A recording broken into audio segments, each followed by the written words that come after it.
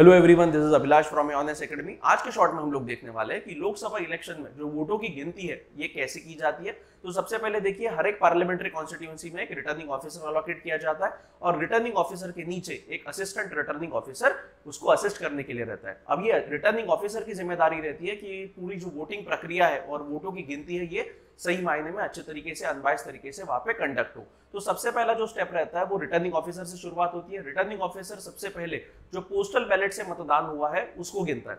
अब ये postal ballot से जो भी वोट डाले गए हैं वो गिनने के बाद 30 मिनट के बाद में ईवीएम्स में जो वोटिंग की गई है वो फिर गिनने की प्रक्रिया शुरू होती है। दोस्तों, हर एक पार्लियामेंट्री कॉन्स्टिट्यूंसी में लगभग 6 से 7 असेंबली कॉन्स्टिट्यूंसीज रहती है और ये 6 से 7 असेंबली कॉन्स्टिट्यूंसी को एक ही जगह पे उनका वोट गिना जाता है और हर एक कॉन्स्टिट्यूंसी के हिसाब से एक एक हॉल उसको अलॉकेट किया जाता है। हर एक हॉल में लगभग 14 टेबल वहां पे मैच टू मैच लगाए जाते हैं और 14 टेबल पे हर एक राउंड पे हर एक टेबल पे एक एक ईवीएम वहां पे दिया जाता है और ये हर एक टेबल के बगल में एक ब्लैक बोर्ड वहां पे लगाए जाते हैं और जैसे ही एक ईवीएम का काउंटिंग हुआ तो वो ब्लैक बोर्ड पे वो नंबर लिखना पड़ता है और अनाउंस करना पड़ता है। अब ऐसे कंडीशन में देखिए कि नंबर ऑफ टेबल्स या फिर नंबर ऑफ हॉल्स की जो संख्या रहती है बढ़ाई भी जा सकती है फिर कम भी की जा सकती है, बट इसके लिए इलेक्शन कमीशन ऑफ इंडिया का परमिशन आवश्यक रहता है। अब हर एक टेबल पे जो काउंटिंग की प्रक्रिया रहते हैं ये काउंटिंग सुपरवाइजर और काउंटिंग असिस्टेंट ये प्रक्रिया पूरी पार करते हैं और इनका सिलेक्शन रिटर्निंग ऑफिसर करते हैं रैंडमाइजेशन प्रोसेस में। अब ये जो भी ईवीएम्स रहते हैं दोस्तों, ये ईवीएम में कंट्रोल यूनिट रहता है